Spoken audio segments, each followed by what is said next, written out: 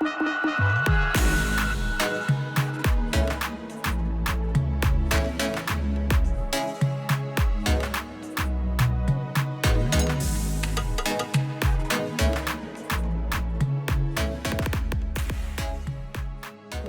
to today's episode. Today I'm going to be speaking to a mother of three, who I met on the playground. And when I met Zahra, I had no idea what she did, her influence, literally how much power she had. She came across as just this very humble and very nice and warm mum, which, you know, anyone who's been on the playground know what it's like. You're not sure who you can talk to, and it can be a bit intimidating. And she absolutely welcomed me, very inviting.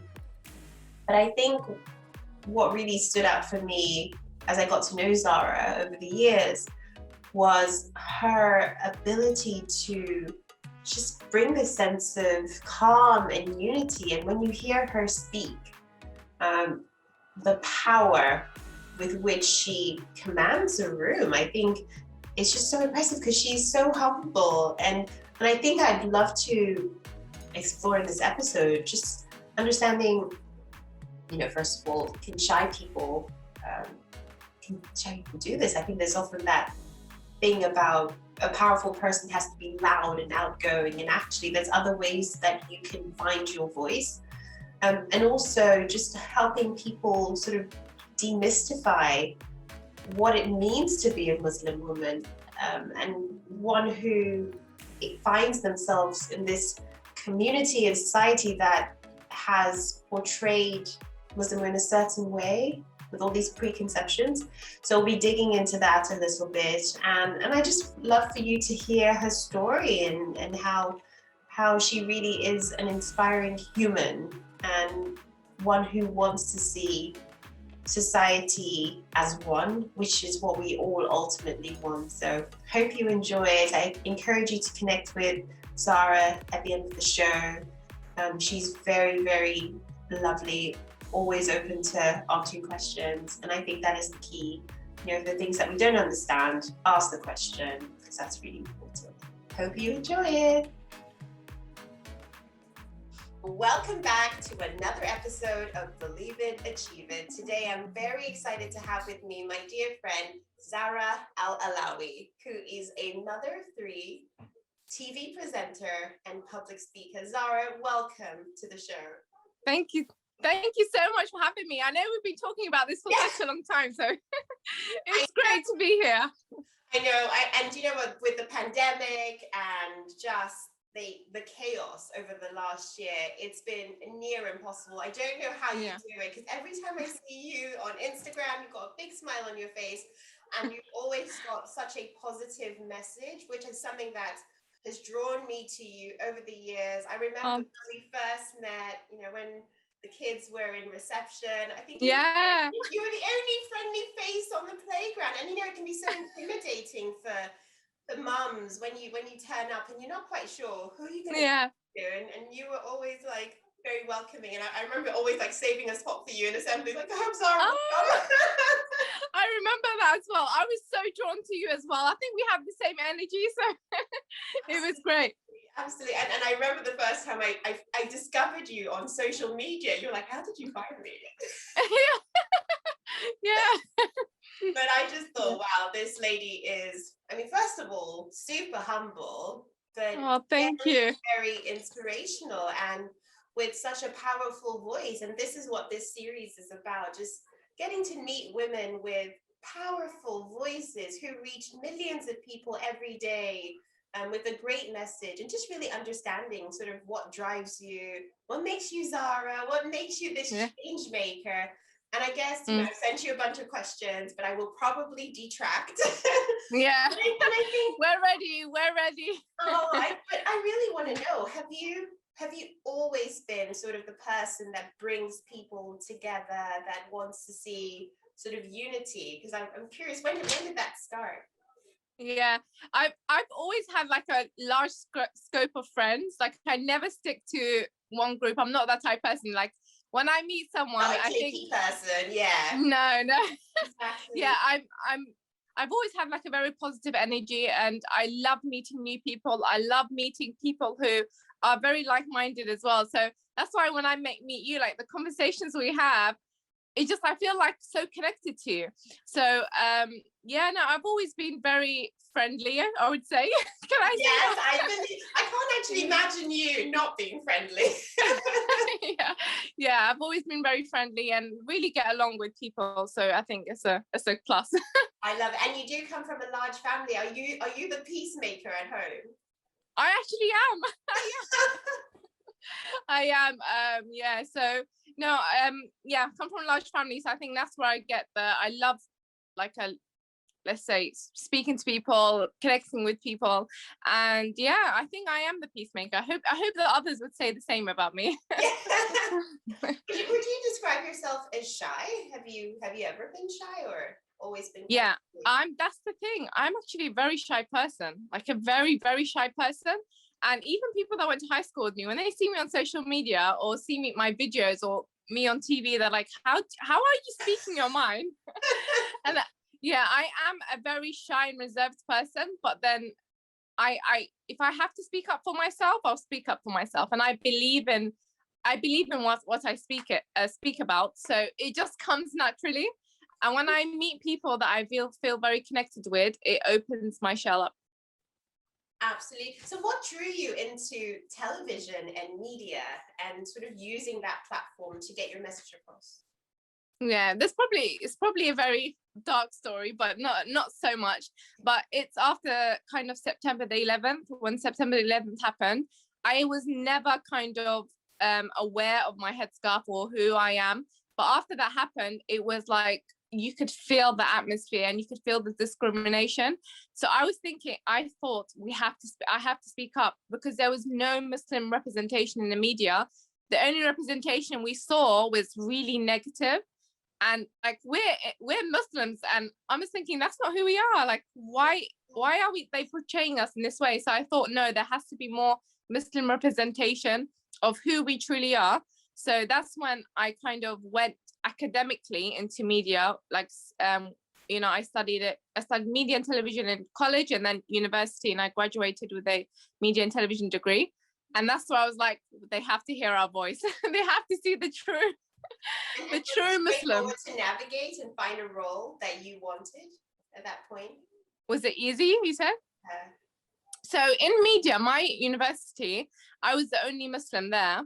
And yeah, so it was only Muslim, yeah, only Muslim. I went to Hertfordshire University.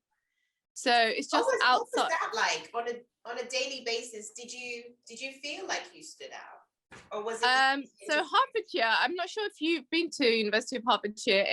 I think it's not that multicultural as you get in the universities in London. So I think people did kind of make reference that, oh my God, you're the only Muslim, which made me aware of it.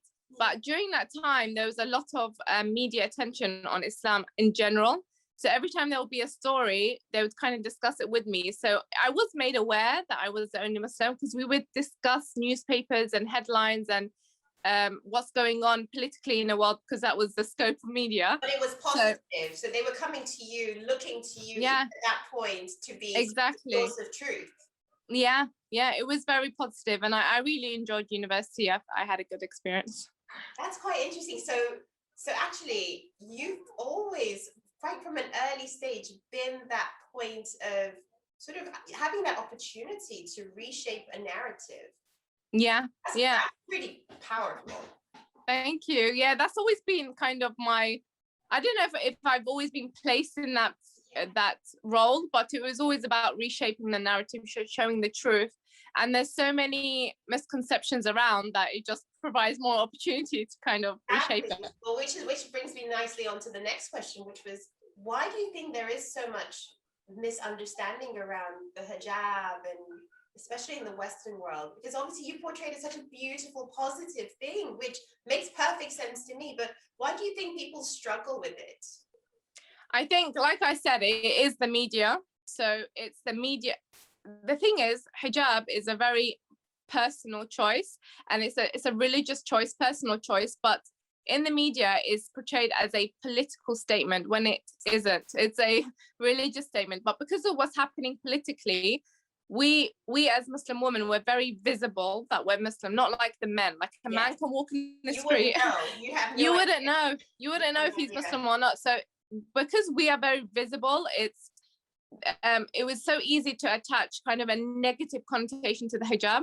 So I think that's where it really came from, kind of the negative aspect, which is interesting because the hijab is not like, it's not just exclusively to Muslims. Like all the Abrahamic faiths. I was watching a documentary last week, and it was I forgot her name now. It was Diana something. She was the English manner etiquette consultancy, and she was speaking in the BBC. She said in Britain, up until 1950s, women wouldn't go out without a hat on their head. I don't know if you know the movie Easter Parade. It was a thing, especially it was a thing. You come out with your beautiful hats. Yeah, so women wouldn't let their hair. So the thing is, it's seen as, and even in Abrahamic faiths, like our beautiful Jewish sisters, they would wear like some sort of head covering after they get married. In Christianity, you have the nuns who wear the head covering. The nuns cover their heads, and it's I mean, we go to a Catholic. Talk about that. Yeah, we go to a Catholic school, and when we walk in, we see Mary, and she's covered her head. That is so Every time I see the statue of Mary, I'm like, Mary, you're Mary's our role model. We're like, she's our role model. Exactly, Mary. She's our role model. And the thing is, it's really now. It's just even like when Christians go to church, sometimes they wear a hat, and it's not exclusive to Islam. It's not like it's like from Arabia, the Arabs have brought it. It's not that at all. And it's interesting, the BBC documentary was saying that now in Britain, it's only the upper class, kind of like the upper class English women who wear the hats, and like even Queen Elizabeth wears the hats and sometimes like the headscarf. So now it's kind of migrated. But that's the thing, like it's not like a completely foreign aspect. We differ in the way we probably wear it, but it's a very personal thing, and it's a universal thing as well.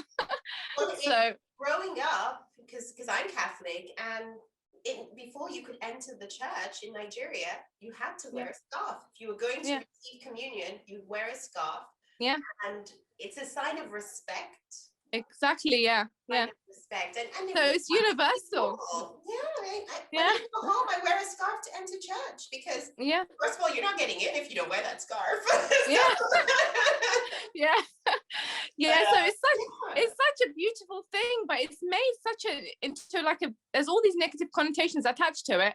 And even like you see some countries like France where they ban the headscarf in some institutions. If you can't go to a public school if you wear the headscarf. And it's like, I believe that a woman has a right to wear what she wants. Absolutely. You can, that's the thing. If we believe in women equality and women empowerment, a woman has a right to wear what she wants. If she wants to wear the headscarf, just let her wear the headscarf. Exactly. You hit the nail on the head. I think that is absolutely true. And would you say that, this representation on social media, on television, would you say that a lot of women want to do it but don't have the courage or have not been pushed in that direction? How do we go about getting more representation? Yeah, I think that's the thing. We work in media, and I remember like before I started, obviously before social media, you had to literally go to the channels to get a spot. So I don't know if I went to the BBC, to ITV, to other aspects, and I was told front out that if you want to excel, I remember this man told me it was an event where you kind of mingle with producers. I think it was ITV, I'm not sure. You mingle with producers and you speak to them. And this man straight up told me, he's like, Zahra, if you want to succeed in media, you can't be wearing that black garment. What? He actually said that? He actually said that to me. He's like, to get into media, to succeed in this field. And I think sometimes we are discouraged because it's like you have to conform, you have to kind of conform to this appearance of how you should be. So I think in one aspect, that is a disencouragement because we feel like we have to change in order to go to mainstream. And the other side is our communities sometimes discourage women from going forward as well. Until now, I've been doing this for like 15 years now. And until now, I get comments where people say, you know, a woman should be at home, or you you can't do it. So from both sides, you kind of get this pull, and it's like, you know, where are we going? So yeah, I think there is discouragement on both sides. And sometimes I get a lot of messages on social media, and there are a lot of women that want to speak up, that want to get involved within the community, within society, but there is discouragement there. Wow. I mean, do you feel that that puts a lot of pressure on you, being one of the few faces? And I know that you do speak a lot of at events, and you're a lecturer. Are they calling just you, or is it just a handful of people? And how do you feel about that pressure? Yeah, there is a handful of people. When I speak at an event, they say, you know, is there any other woman that could speak? And I could count the female Islamic lecturers. We're talking about the Islamic field, and I know in all religions, kind of, I was speaking to a what's it called? Was it a female priest? I don't know what you call them.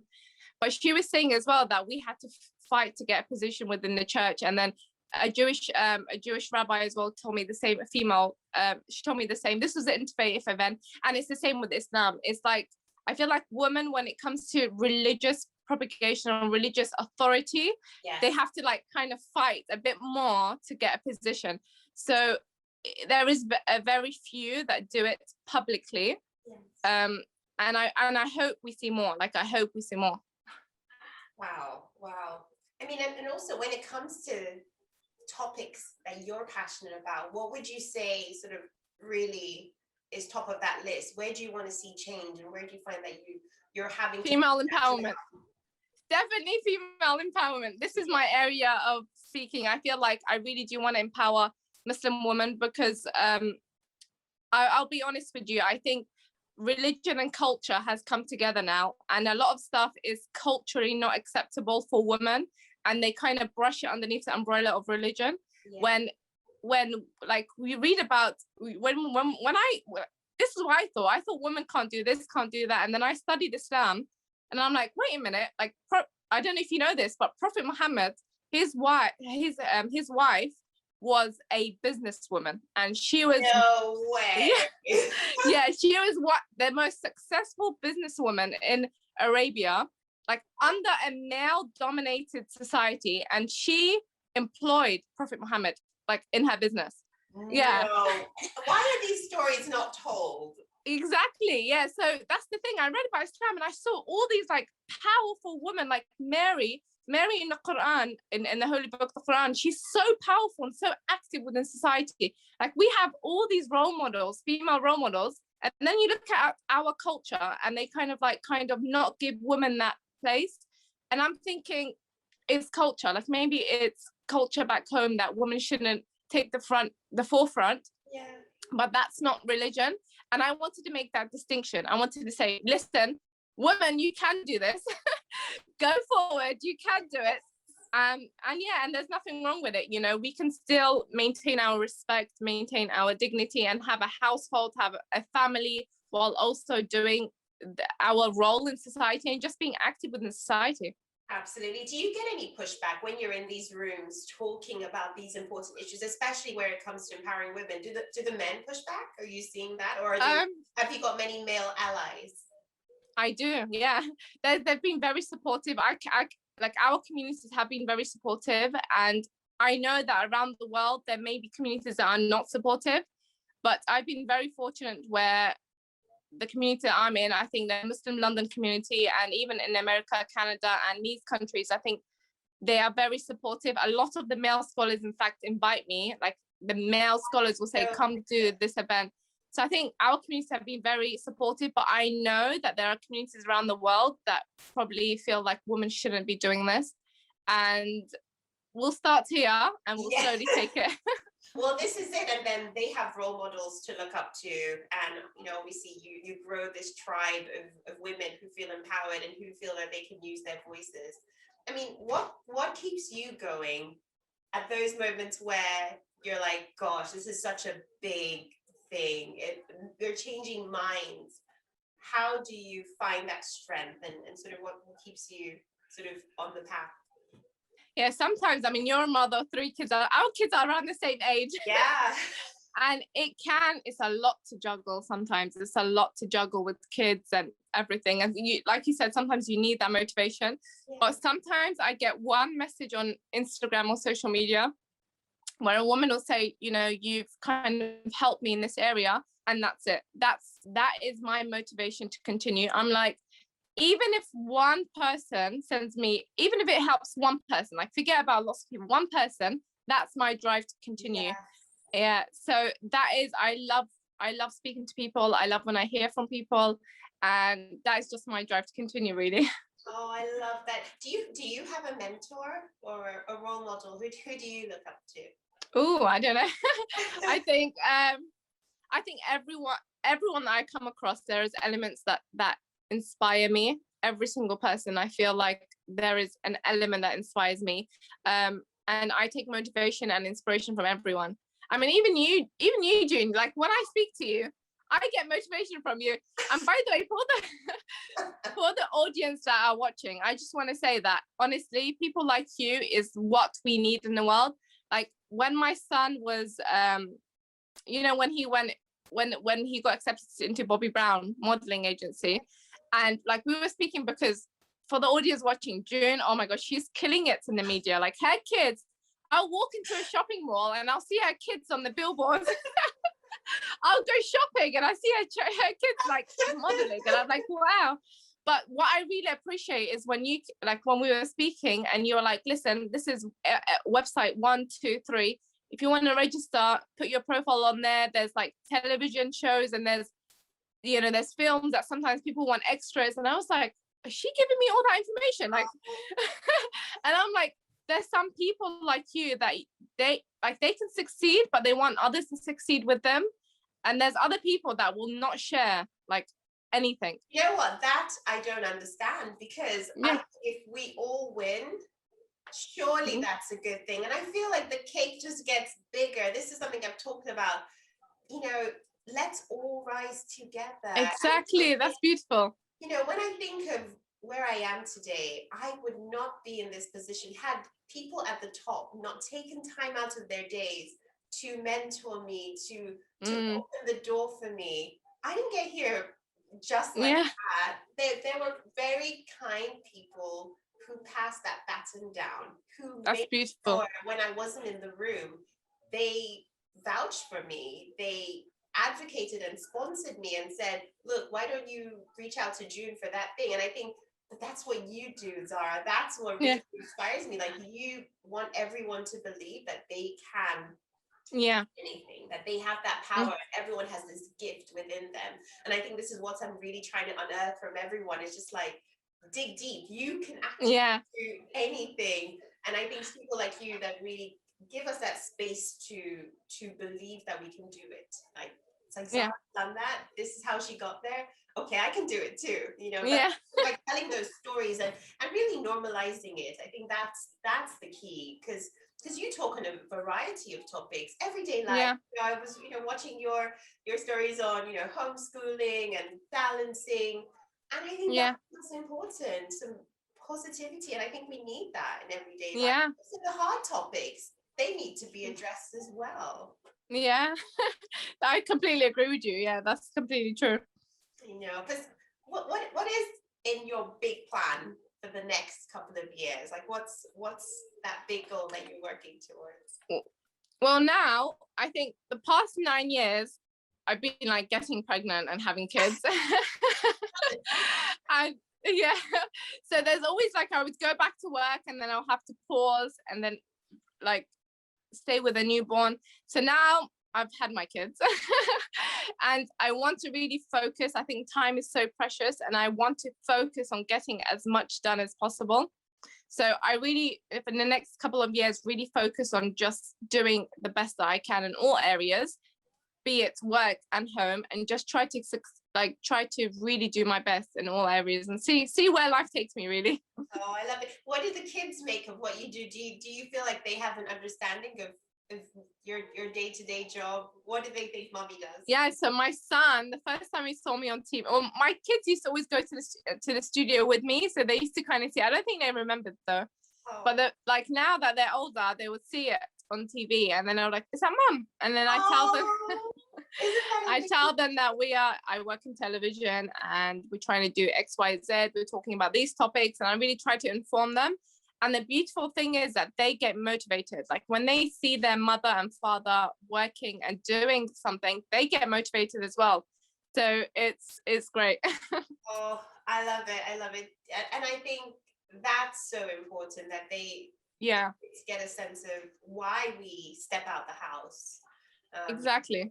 What we spend our time doing. I know when I feel like lockdown has given us this unique opportunity to integrate work and family life. Oh God, the number of Zoom bombings. I'm sure you've had similar. But I think it really allowed that sense of authenticity, which perhaps was lacking before.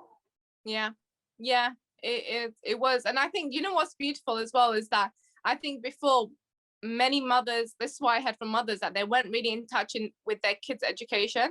Yeah. But I think now it's given us that time to really like zone it. We know our kids, what they need to work on and what they don't and how they are.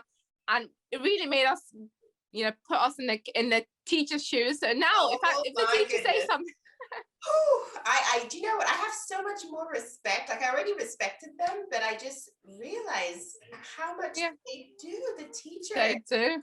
They are heroes.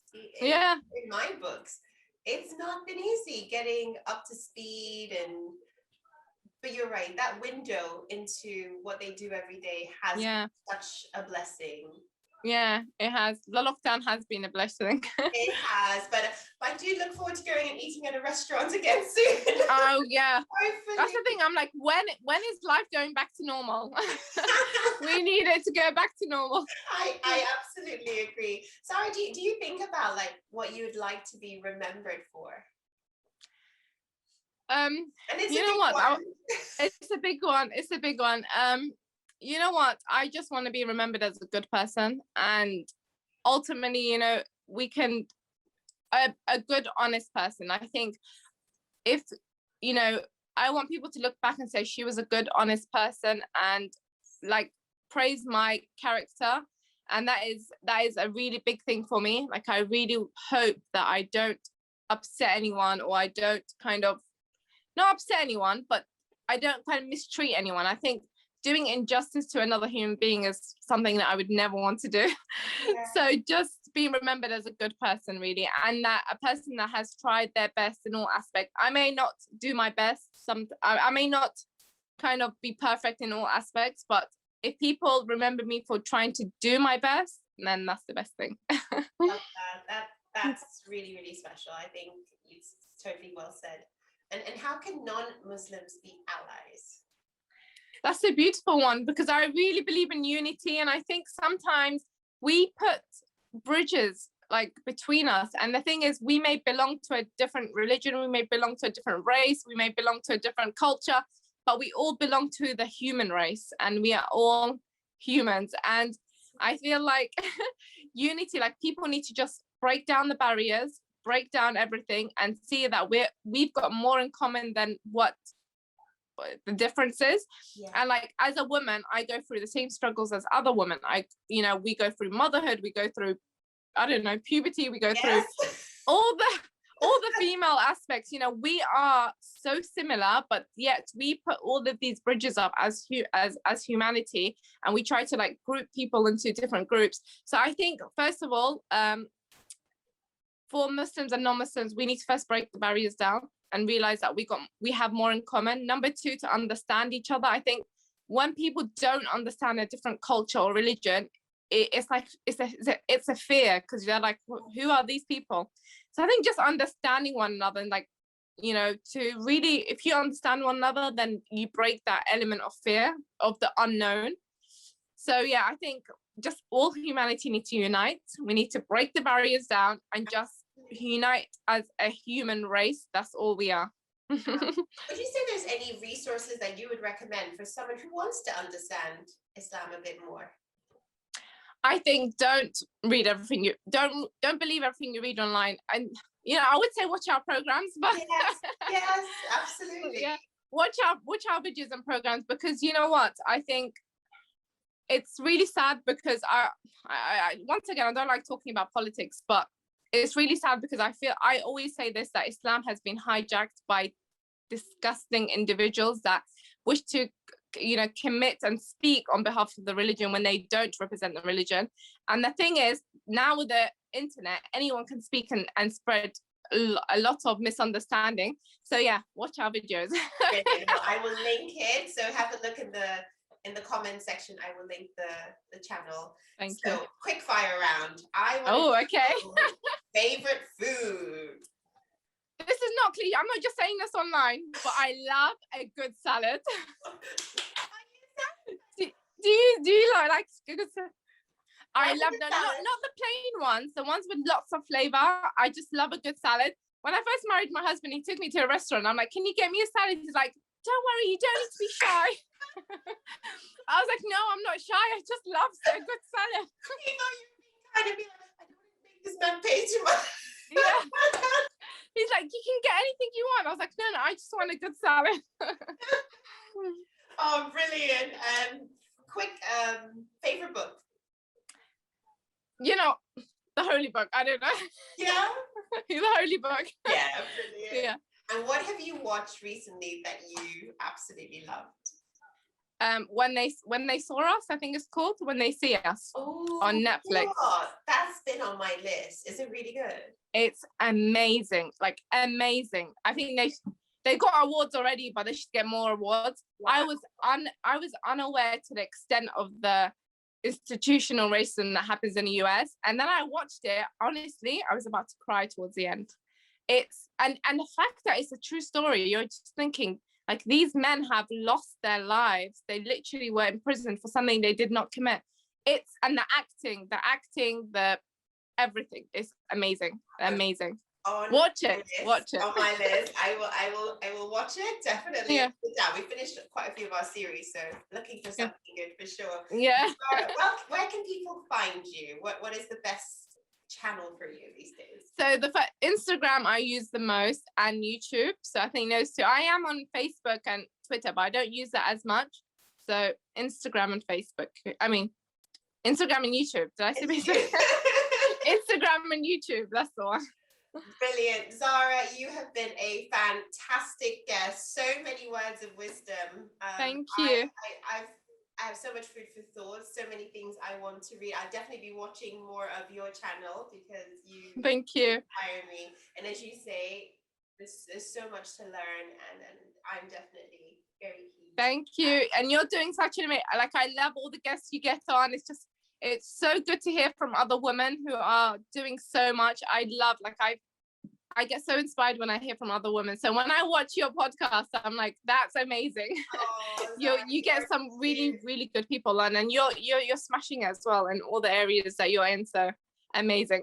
Oh, well, I fully appreciate it, and I guess I'll see you at the school run.